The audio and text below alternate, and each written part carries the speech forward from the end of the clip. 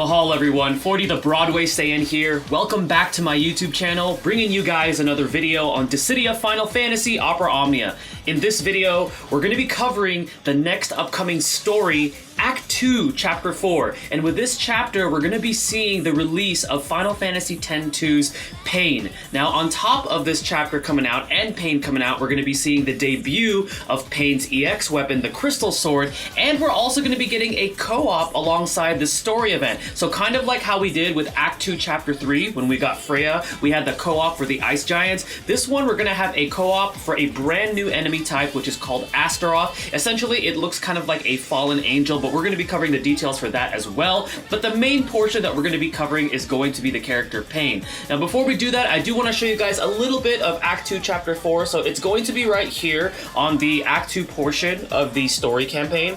So when we click over here, right, we're going to go through all of this here.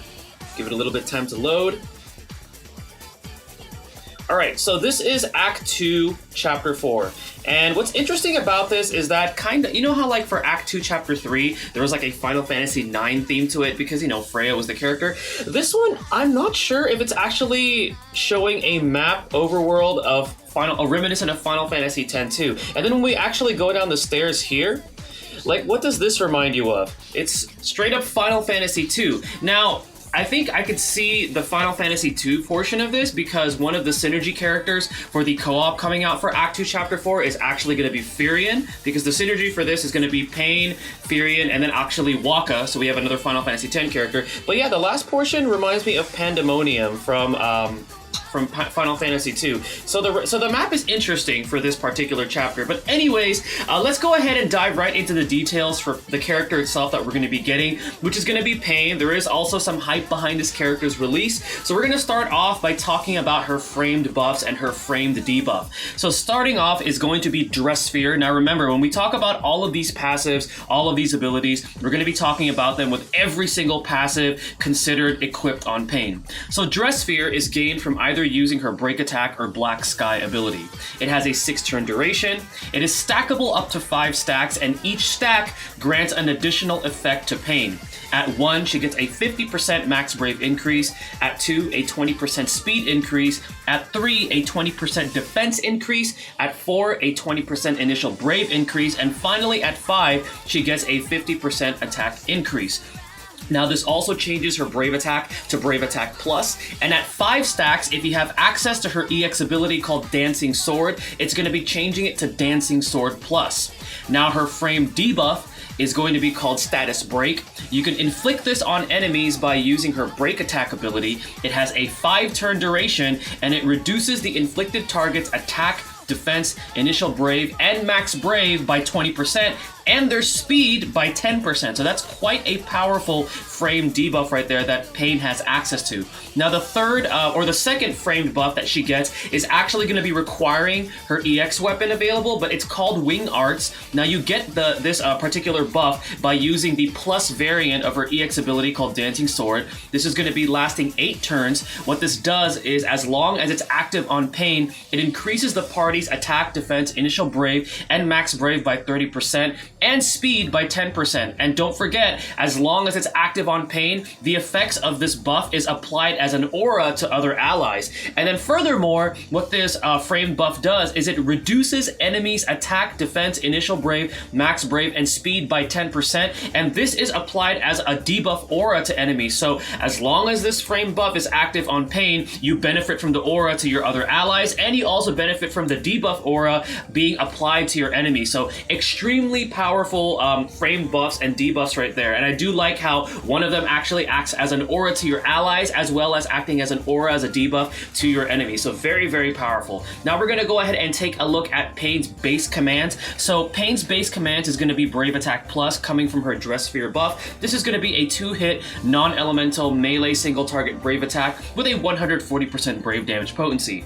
Now her HP Attack Plus comes from having her Wing Arts buff active. This is a 3-hit non-elemental non-elemental melee single target brave plus single target HP attack with a 120% brave damage potency. And then finally, she also gets access to something called triple slash, which is going to be replacing her brave attack or brave attack plus, coming from her wing arts buff, which is a 3-hit non-elemental melee single target brave attack with a 240% brave damage potency. Now we're going to go ahead and move on to her actual abilities. The first one being break attack with all passives considered.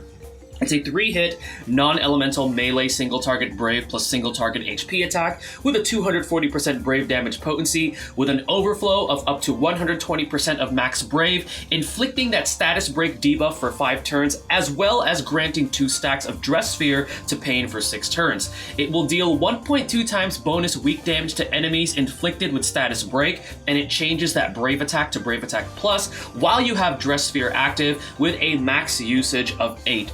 Her second ability, Black Sky, with passives considered, is a 9-hit non-elemental random hitting ranged brave plus single target HP attack. And what I mean by random is that when it's essentially it's AoE, but it's not true AoE because each of the hits is essentially being applied randomly to enemies if there's multiple enemies on the field. It also has a 360% brave damage potency.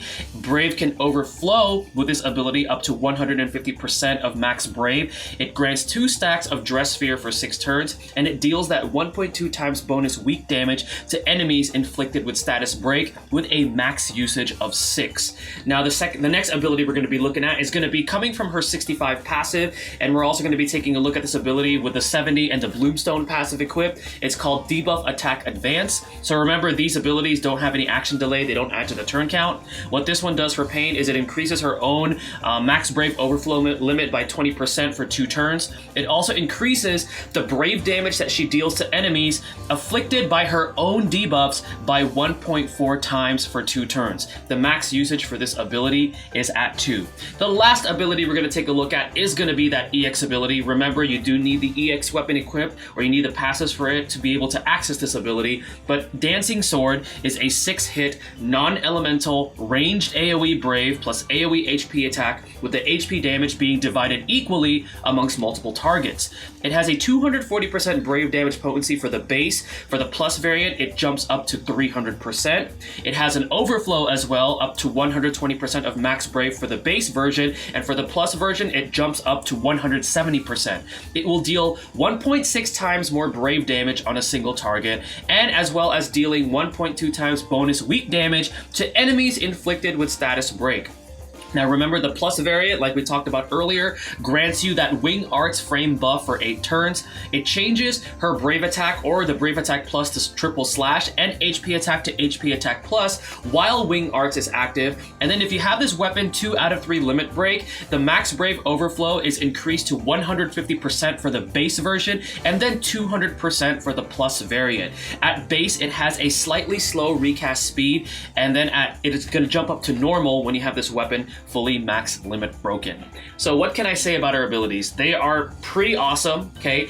Paine is the kind of character that needs to build herself up though, like you see, because in order for her to be at her maximum potential, she does need that 5 stacks of Dress Sphere. However, the fact that you can inflict the debuff right away on the target with Break Attack is pretty good. So at least it'll help out her damage output, having that debuff already on while she's already trying to build herself up to her maximum potential. And I just love that EX ability. I mean, it deals more damage to single targets. It can also be AoE, so it can deal with multiple targets. So overall, Paine is actually a pretty versatile character when it comes to dealing damage to enemies, because she could do it both from single target and also AoE. Now we're gonna go ahead and take a look at her crystal passives, and I'm gonna do this a little bit differently. So now that we're in the level 70 era, and when we unlock a character, it's already gonna be pretty obvious that you're gonna be getting the passives all the way from 1 through 50, or the ones before that. Like it's a given that you're going to be unlocking those, because it's just part of the way that the character functions, unless you decide not to unlock them for some reason. So those passives before the crystal level 50, we're not going to cover them because pretty much they're all the same across the board for characters. They either get like a charge, giving them another usage to their abilities, increasing the damage if the ability actually deals damage, giving them like a break bonus if they like break an enemy, or like a chase bonus. So those abilities are pretty much, they're very similar across the board for characters now. The ones ones that I'm going to be covering from my videos moving forward are going to be the noteworthy ones, starting with the crystal passive level 50. So Paine's notable crystal passives, starting from her crystal passive level 50, is first of all Gullwing Warrior. This is at level her crystal passive 50. It's a 10% increase to own initial brave, max brave, attack, and defense while Dress Sphere is active. Now at 54, she's gonna have buff boost and speed up. It's a 20% max brave and small speed increase while she is buffed. At 58, she gets buff attack and boost up. It's a 40% attack and max brave increase while buffed. At 65, she's going to be getting that debuff attack advance, so that grants you access to that ability. And then at 68, she gets Resonance of Destruction and Power, which is a 10% attack and max brave increase to the party.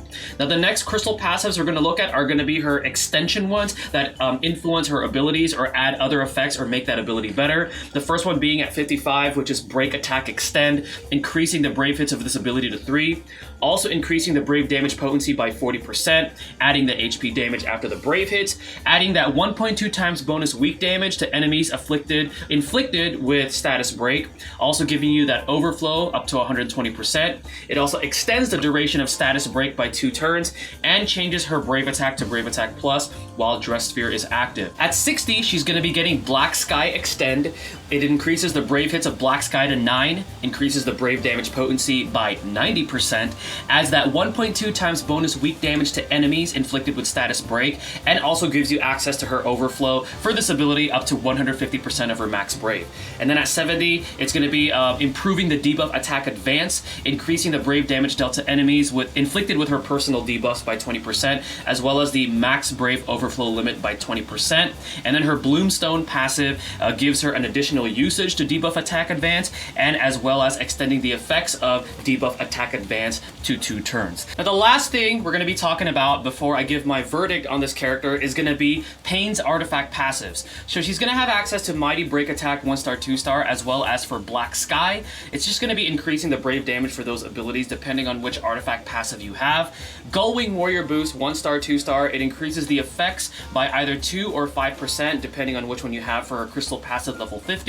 And then finally she has access to Bravery HP damage, giving her a brave heal based on her initial brave when she takes HP damage depending on the artifact passive that you have equipped.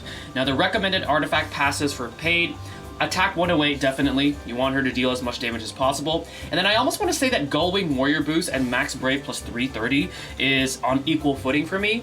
If you want more Max Brave overall, I think she would benefit more from the Max Brave plus 330. That way you capitalize on dealing as much HP damage as possible because of her overflow. She actually has some really good overflow with her abilities. But if you want Gullwing Warrior Boost 2-star, since you are going to have that Dress Sphere active when you play as Paine, you can benefit further from her crystal passive level 50. So what are my overall thoughts about this character? So this character is pretty amazing.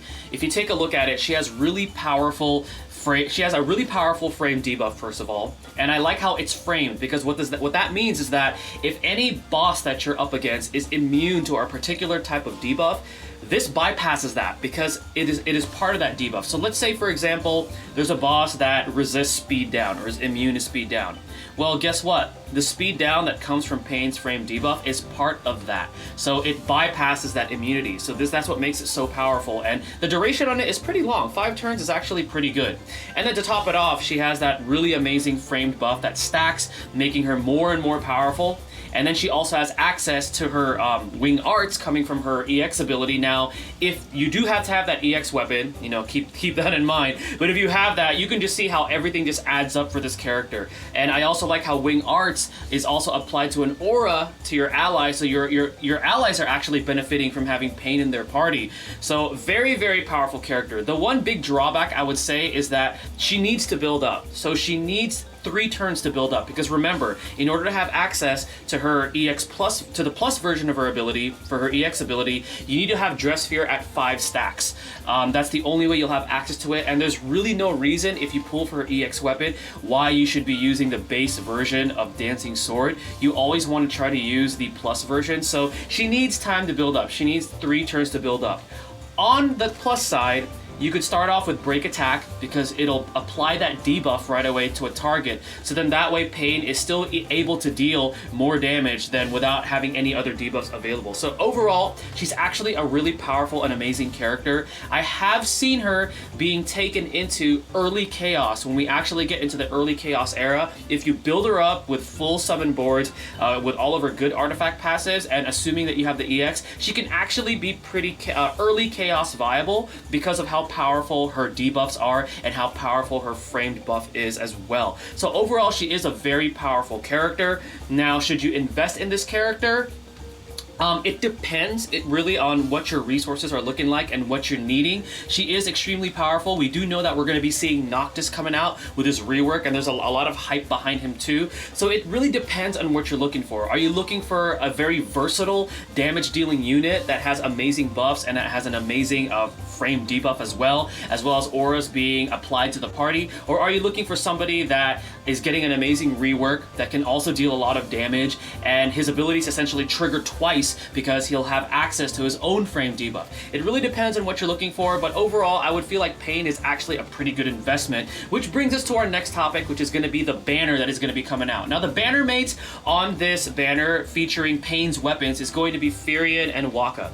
Firion is actually not bad because he did get a rework, and I've actually taken him into some of the Cosmos stages that we've already gotten, such as the Abyss, and he's actually proven to be very useful. So if you pull on this banner and you get some of his gear and you were missing some of his gear, he's actually a pretty solid character.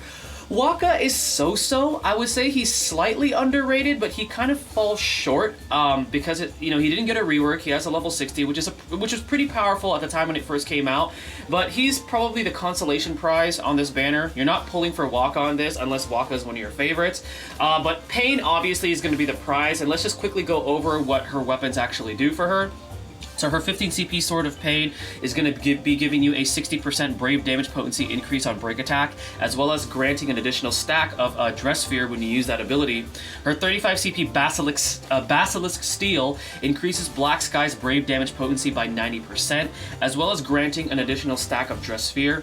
And then finally, her 70 CP, or her EX weapon Crystal Sword, equips the EX ability Dancing Sword. So, should you be investing in this banner? Like I said, it's entirely up to you. Do you value Noctis more, or do you value Paine more? It really depends. They're both amazing characters. They're both characters who can actually serve you very well up until the very early stages of the Chaos era, which comes after Cosmos. So they're both very powerful characters. Now, if you decide to invest in both because they're both so close to each other, this is what I would personally do. Assuming that we're going to be getting the EX token shop very, very soon, which is a highly talked about topic, I would use those tokens to get Noctis's EX weapon because it should be on that EX token shop. So then that way you don't have to spend any resources on his banner, and then if you decide to go for Paine, you'll have some resources to actually go for Paine because she is a very solid, a very powerful character. Now, should you decide to pass on Paine, her weapon does actually repeat during the Brothers Ultimate Trial. So when the Brothers Ultimate Trial comes out, there's going to be two banners coming out, both having EX weapons, and one of those banners is actually going to be refeaturing Paine's EX weapon. Now, her EX weapon did repeat for another time on the JP side of the game. However, it was during that Golden Week, and because that is celebrating, those 10 public holidays in Japan, it's not entirely sure if we're going to be getting those specific banners as well for Global. So assuming we don't get them in Global, the next time this weapon comes back is going to be for the Brothers Ultimate Trial. Alright, so the last thing we're going to talk about is going to be the Astaroth boss fight like we talked about earlier. Now, this also will be applying to the Cosmos version of this fight because there is going to be a co-op event where we actually have a Cosmos difficulty for this boss fight. But anyways, the Astaroth is going to be having no weaknesses and having no resistances. They do have a lower chase value, which is 30 compared to other bosses, and there's going to be 2 of them present for the harder difficulties. Now, the key things to look out for is, first of all, these fallen angels, in a sense, inflict curse, that curse debuff. So what that does is that reduces your a target's max brave for several turns. So that's pretty dangerous because that also hampers the amount of HP damage that you could deal. And then one big thing that you got to watch out for is that if you bring any type of magic brave attack dealing units, they will always counter whenever they receive magic damage with Light of Sanction. So unless you enjoy being counterattacked, I would highly advise against bringing a magic type unit. Now they can also heal their own HP by using Drain, and keep in mind that Drain also inflicts HP damage on one of your party members before they actually heal themselves, so that's pretty dangerous too.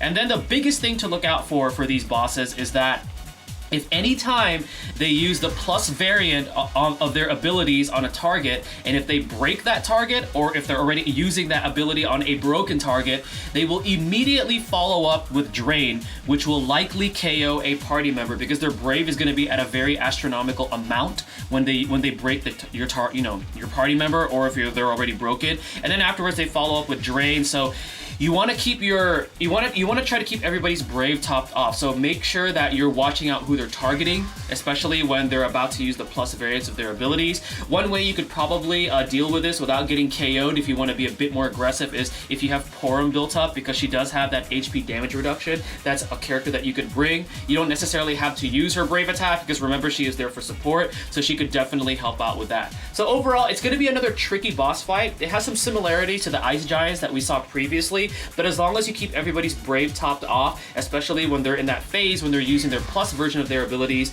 then you should be okay as long as you don't get broken. And remember, try not to take magic DPS, because they're going to counterattack you, and unless you enjoy that, I would highly advise taking magic DPS. So we're actually going to go into the Astaroth boss fight here. It is actually one of the highlighted boss fights for Act 2, Chapter 4. This should be it right here. Yeah, this is it. So this is the level 100 version coming from Act 2, Chapter 4 hard mode. So I'm going to be taking essentially the synergy party. They won't be synergy for the actual story event, but they will be synergy for the co-op event that we're going to be getting alongside this. So we're going to take this party, and I do have all of Paine's gear. Waka did receive a rework as well as an EX weapon, so you get to see that in action on this gameplay visual showcase. I'm not going to take a support, and we're just going to jump right into it. This is only the level 100 version, so there shouldn't be any difficulty when it comes to this visual showcase. Right, so like I said earlier, you always want to go with break attack first, so then that way she gets 2 stacks of her dress sphere, assuming that you have her passives. I like to save Black Sky only because it has lower ability usage.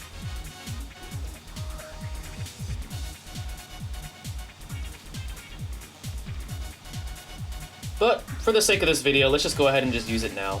So as you can see, the Brave hits are random, and then she deals damage to one target.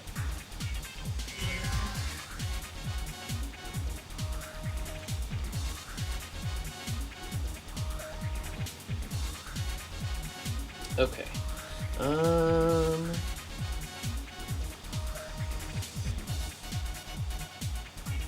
They're gonna inflict confuse.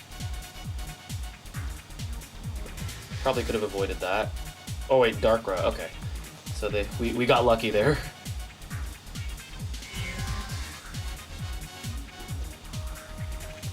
And we'll go with his Dark Attack. So as you can see, Waka is much better now. This is what he gets in the future.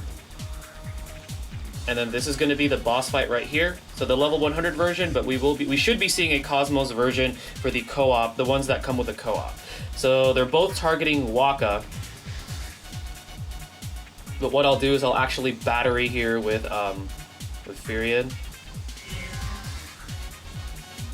And there's an indicator when they actually start using the plus versions of their abilities. They do some sort of like animated gesture. Let's see if we can. We'll see that indicator when it actually comes up. Let's just go ahead and see what their attacks look like here.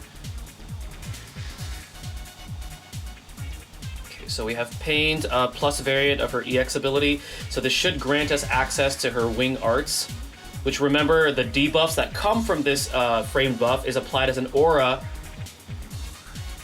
Okay, I believe that's the... No, that's not the indicator. Okay, that little stance that they just did. No, that's not it. Let's do his EX ability here. But I believe that's the animation for the counterattack that they do if you decide to take a magic damage dealing unit. So that was the attack right there that they will use when they do that. Okay, I think that was it. You see that little pause there, and there was some text that appeared. I think that's the indicator that they're about to use. They're gonna start to use the plus versions of their abilities a bit more often now. So we're gonna actually build up. We're gonna keep Waka's Brave high here. Yep, there it is. Okay, so that's the plus variant. So if we had gotten broken there, or if we were already broken, we would have suffered a drain. And towards the end of this gameplay visual showcase, I'll allow it to happen so you guys see just how it looks like and why you should be avoiding it.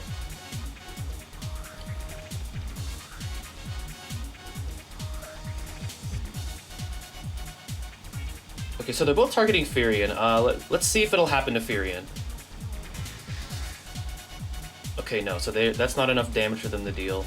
That they are inflicting their debuffs. Okay.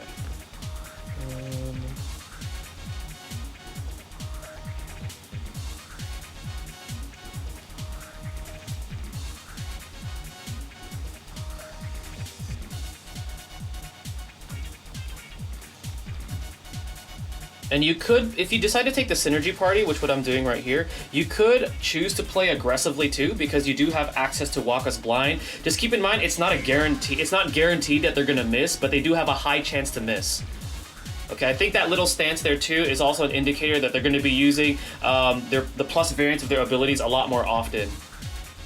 So there's that pause with the text, and then there's that little stance that they just did. I believe that's at less than 50% health left. Yep, so that's around like the 50% or less than 50% health range if that happened. Okay.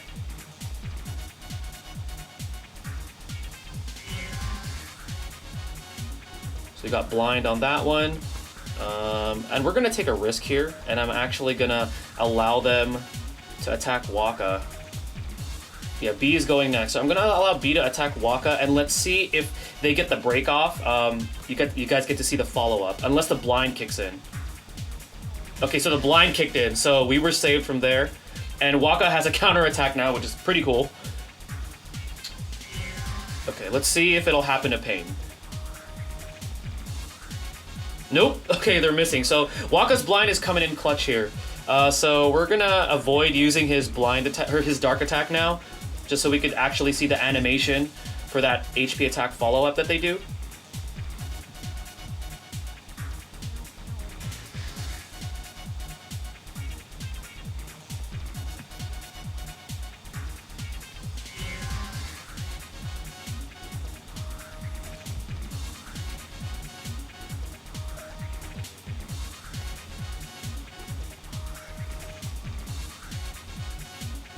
Oh, there we go.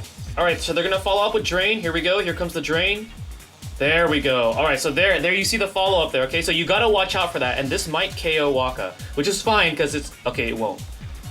Oh, it missed. Okay, so there's the blind kicking in for that follow up. All right, so as you can see, that follow up can be pretty dangerous, but there's ways to get around it.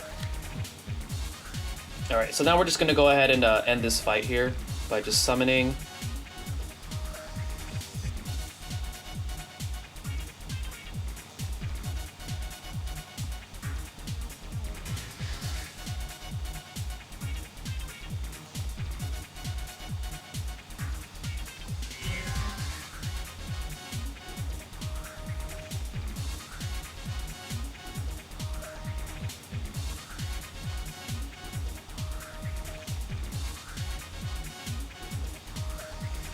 There we go. So just some key things to remember. Watch out for the text that appears at the top, because that's an indicator that they're going to be using the plus variants of their abilities. And then when they get to about 50% or lower health range, they're going to start using them even more. So keep everybody's Brave topped off, especially for the Cosmos version. And I will say even the co-op, because sometimes you can get a little too carried away with co-op, and we might accidentally get one of our co-op mates killed by accident. So you just want to watch out for that. But anyways, guys, hopefully this video helps you guys out. I know it was a lot of information for the upcoming Act 2 Chapter 4 featuring the debut of Paine in Dissidia Opera Omnia. Once again, this is 40 the Broadway Saiyan. Stay tuned for my next video, and mahal, everyone.